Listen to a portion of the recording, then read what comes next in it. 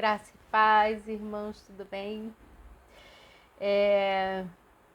Eu quero falar um pouquinho sobre a fé e a natureza da fé, porque apesar de ser um tema bem comum, ainda existem muitos erros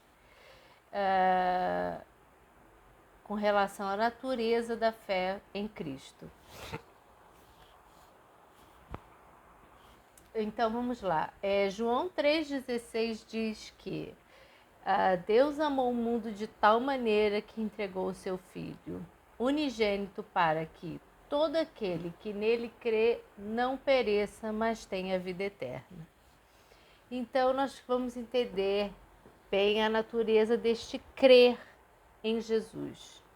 E os erros, primeiro vou mencionar aqui os dois erros mais comuns sobre a questão da fé, né? Mas primeiro eu quero ressaltar que o Evangelho se aplica a todos que creem em Jesus. Em nenhum lugar Deus diz que vai salvar aqueles que sobem montanhas, que se limpam dos vícios, que combatem a pobreza, a fome, ou que atingem determinado nível de bondade. Apesar de tudo isso serem coisas boas, a Bíblia não diz que nós somos salvos por isto, ou através disso, ou por estes meios, né? Como está escrito em João 3,16, os que creem em Jesus. Então vamos lá, vamos entender só o que é este crer, né? Primeiro, nós não devemos pensar que a fé em Jesus identifica algo bom em nós e faz com que Ele nos ame. O fato de que você e eu cremos em Jesus não significa que nós somos bons ou melhores do que outras pessoas, ou que faz com que Deus nos ame. Porque a palavra de Deus diz que Ele morreu, que Ele nos amou e morreu por nós, nós ainda sendo pecadores. Ou seja, Ele primeiro nos amou. Então, não é a nossa fé que faz com que Ele nos ame. E também a nossa fé não parte de algo de bom, não porque nós somos bons, né? O exemplo do apóstolo Paulo está aí, que era um blasfemo, um assassino, né? Ele inclusive fez parte no assassinato de Estevão, no martírio de Estevão. Então, Paulo era bom, mas ele creu. Então também nós não podemos cair no erro de achar que porque cremos somos bons. Isso faria de nós apenas pessoas um pouco melhor do que as outras. Não seria suficiente para a expiação completa do pecado. Não seria o suficiente para equilibrar a balança da justiça de Deus. Então, se Deus tivesse equilibrado a balança da justiça com nossa fé, Ele não seria justo. Nós temos que compreender que é o sacrifício de Cristo, não a nossa fé. É o sacrifício de Cristo que equilibra a balança da justiça divina. Se a nossa fé ganhasse a graça de Deus por nosso mérito, então seríamos responsáveis por nossa salvação. Olha aí, isso seria um grande equívoco. Nós não somos responsáveis pela nossa salvação, como nós vamos ver mais adiante no texto bíblico, né? Nós teríamos crédito, porém a Bíblia é clara: Jesus é que salva. Nossa fé não ganha como pagamento o amor de Deus, nem nos faz merecedor da sua graça. A nossa fé não ganha como pagamento o amor de Deus. Ele nos amou com amor eterno, né? Ele nos amou primeiro e nos concedeu a fé. Então, a nossa confiança tem que estar plenamente em Cristo. Pense como seria estranho se um homem que estivesse se afogando fosse salvo pelo guarda-vida, né? E depois de ser salvo, saísse andando e dizendo: estou vivo porque fui bom bastante para chamar o guarda-vidas para me salvar. É ridículo colocar a fé como um mérito na salvação. Nós não temos mérito pela fé. A fé não é causa de mérito. Por quê? Porque a fé é um dom de Deus, né? Um segundo conceito muito errado é quando ela se torna suficiente por sua própria força. As pessoas acham que um determinado grau de esforço psicológico ou de estudo teológico injetarão fé suficiente no coração para garantir o amor de Deus. Mas achar que a salvação depende de ter fé superior é apenas outro jeito de tornar a fé uma obra que temos que fazer para ser melhor que os outros. Então, novamente, nós caímos no erro de querer merecer a salvação através da fé, transformar a fé numa obra. A fé não é uma obra, um exercício mental ou experiência emocional. Não podemos nos gabar de ter fé suficiente para merecer o amor de Deus. Fé salvadora expressa total entrega do ser humano a Deus e confessa que não existe nada a nosso respeito que pudesse fazer com que Deus nos amasse. Confiamos tão somente em Jesus para nos salvar do pecado. Você acha que Paulo poderia ter se gabado diante de Deus e dito que existia algo a respeito dele que pudesse fazer com que Deus o amasse? Não. Quando nós lemos as atitudes de Paulo antes da conversão dele, nossa, chega a sentir raiva. E, no entanto, ele recebeu fé. Mas ele nunca se gabou. Tanto que ele diz em Coríntios: aquele que se glorie, glorie-se no Senhor.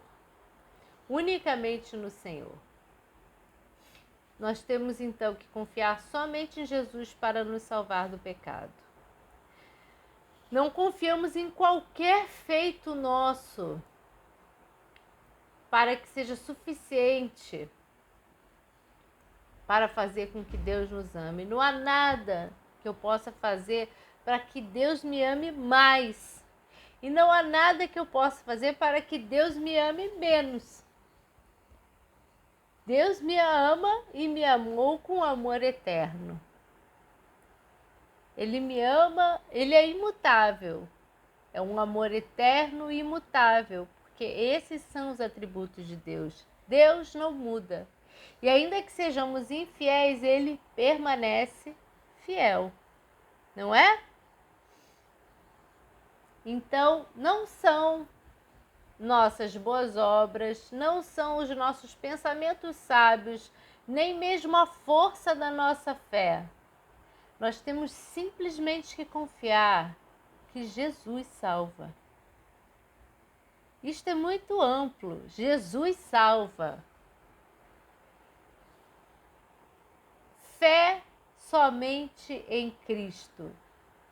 Abandono total do eu como base para a aprovação divina. Eu não sou aprovada por Deus com base em nada que existe em mim e nada que eu faça.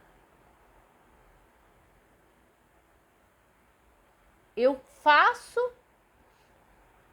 através de Cristo, eu ofereço sacrifícios de ações de graças ao Senhor, que são aceitos por causa de Cristo.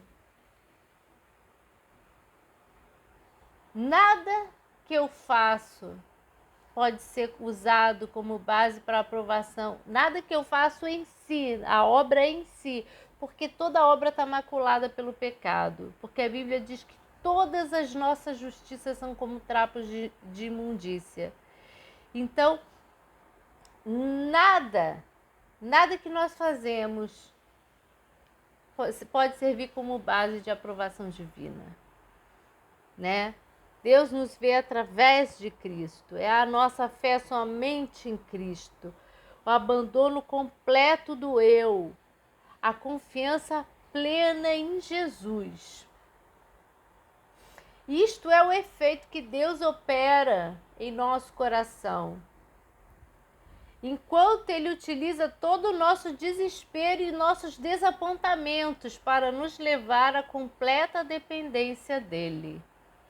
Porque cada vez que nós falhamos, cada vez que nós nos deparamos com a nossa depravação, com a nossa... O termo depravação pode soar um pouco pesado, mas quer dizer toda a inclinação para o erro, né? Existe toda uma inclinação imediata para o erro. Se a gente não parar e pensar, a gente muitas vezes não faz o que é certo. A gente tem que parar e pensar. Passar pelo crivo da Escritura. Como eu devo agir aqui? Por que nós temos que fazer isso? Senão a gente rapidamente vai pelo caminho errado. Então, quando nós nos confrontamos com essa nossa natureza pecaminosa, inclinada para o erro, nós nos desesperamos, mas esse desespero não deve ser para nos separar de Deus, esse desespero deve ser para nos apegarmos cada vez mais a Cristo. Como disse Pedro, para onde irei, Senhor? Só Tu tens as palavras de vida eterna. Eu quantas vezes falei isso com o Senhor, né? Quando eu me decepciono comigo mesma, eu falo, Senhor, não adianta. Para onde que eu vou? Só Tu tens as palavras de vida eterna, daqui não arredo o pé. De Ti eu não largo. Então, apego e confiança somente em Cristo. Quando não temos base de esperança a não ser Jesus, nós deixamos tudo para segui-lo. É quando finalmente nos entregamos completamente para Ele. Por quê? Porque a nossa esperança está unicamente nele. Isto é a razão pelo qual Paulo diz que até mesmo a fé que temos é dom de Deus. Efésios 2, 8 e 9. A fé que salva não pode ser conjurada por nossos esforços. Se Deus não fizesse nossos corações bater por Ele, ainda estaríamos espiritualmente mortos. Então, nós vamos analisar agora rapidamente 2 textos bíblicos que mostram que a fé é um dom de Deus, que nós não temos como nos jactanciar de ter fé, que o fato de você crer em Cristo não te faz melhor do que ninguém, não significa que há algo bom em você que te fez crer, e nem te faz merecedor do amor de Deus. O primeiro texto é Efésios 2:1. Ele vos concedeu vida, estando vós mortos nas vossas transgressões e pecado. Morto não sente, morto não tem vontade própria, nós éramos escravos do pecado, estávamos presos, acorrentados a Satanás, nós servíamos as potestades das trevas, nós tínhamos os olhos e os corações vendados por Evangelho. Nós não podíamos, por nós mesmos, crer, porque estávamos mortos. Mas Ele nos concedeu vida. Quando Ele concede vida, então você recebe pela graça a fé para crer em Cristo. Então a nossa fé é dom de Deus, nós não podemos de maneira alguma nos gloriar dela. E do contrário, a nova aliança não teria diferença nenhuma da velha aliança. Porque se na nova aliança o homem continuasse sendo deixado a sua própria vontade, ele estaria até hoje, né, incapaz de atingir a salvação pelas obras. Porque nunca ninguém foi salvo pelas obras, nem na nova, nem na velha aliança. Na velha aliança também sempre foi pela fé e pela graça. Pela fé no Messias que havia de vir. E nós somos salvos pela fé no Messias que já veio. Né? E o outro texto bíblico, que é a promessa da nova aliança, né? Aqui nós vemos em Efésios 1 a aplicação, né? A afirmação de Paulo sobre o recebimento desta vida. E em Ezequiel 36 é a promessa, onde diz no versículo 26: e vos darei um novo coração e derramarei um espírito novo dentro de cada um de vós. Um espírito novo. Não é o seu espírito. Não é a sua velha criatura. Não é você. É um novo espírito. São novas vontades, são novos quereres, são novas inclinações. É o Senhor que dá. E arrancarei de vós o coração de pedra e vos abençoarei com o coração de carne. Versículo 27. E depois depositarei o meu espírito no interior de cada pessoa. Ele deposita o espírito dele no interior de cada pessoa. Ele capacita e vos capacitarei para agirdes de acordo com as minhas leis e princípios. Ele está dizendo que a capacidade está em nós? Não, ele está dizendo aqui, vos capacitarei. Esta é a promessa da nova aliança, ela tem que ser bem compreendida para que a glória de Deus não seja usurpada pelo orgulho humano, pelo sentimento de mérito diante da salvação. Nós não temos mérito diante da salvação. Deus é que nos capacita através do seu Espírito. E aí ele conclui: assim obedecereis fielmente aos meus mandamentos. E assim nós caminhamos, né? O caminho do justo é como a luz da aurora, né? Nós ainda não andamos totalmente fiel, mas estamos sendo guiados. É o processo da santificação, que é feito pelo Espírito Santo, ou seja, é feito pelo Senhor e não pelos nossos esforços, não pelos nossos méritos.